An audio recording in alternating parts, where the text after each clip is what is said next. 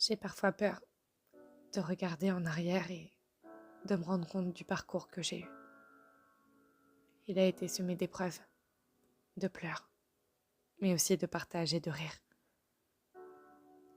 Je crois que le bonheur m'a oublié un grand nombre de fois. Mais lorsqu'il était là, il me faisait briller. La douleur, quant à elle, elle m'a changé. Elle a changé chaque parcelle de mon cœur jusqu'à ce que je m'y retrouve plus. J'espère que la petite fille que j'ai été est fière de moi. J'espère qu'elle comprendra que j'ai fait du mieux que j'ai pu pour avancer, même si j'ai commis des erreurs. C'est pas facile de devoir apprendre qui l'on est après avoir vécu le pire. C'est terrifiant de regarder le miroir et de plus reconnaître qui l'on voit.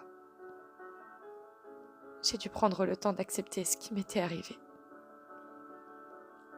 J'ai pas eu d'autre choix que de traverser les périodes les plus sombres de ma vie pour connaître un peu de lumière.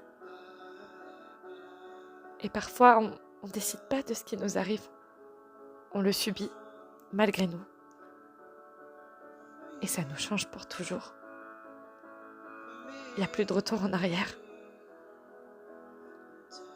Un philosophe disait qu'il n'était pas bon de regarder le passé. Il expliquait que l'important se trouvait dans le moment présent et dans l'avenir. Mais je suis pas d'accord. Le passé, c'est tout ce qui m'a créé. Si j'oublie, j'oublierai qui je suis. Et oui, il est douloureux. Il m'a détruite plus d'une fois. Mais lorsque je regarde en arrière, je sais pourquoi j'en suis arrivée là où j'en suis. Je comprends et je guéris. Je guéris pour que mes blessures n'impactent jamais les autres. Je pourrais oublier, ou au moins ne plus m'attarder sur le passé. Mais si j'avais pris cette décision, ça aurait été plus simple de vivre le présent. Mais je l'ai fait pour moi, et pour que le passé ne gagne plus jamais. Je voulais pas oublier. Je voulais guérir.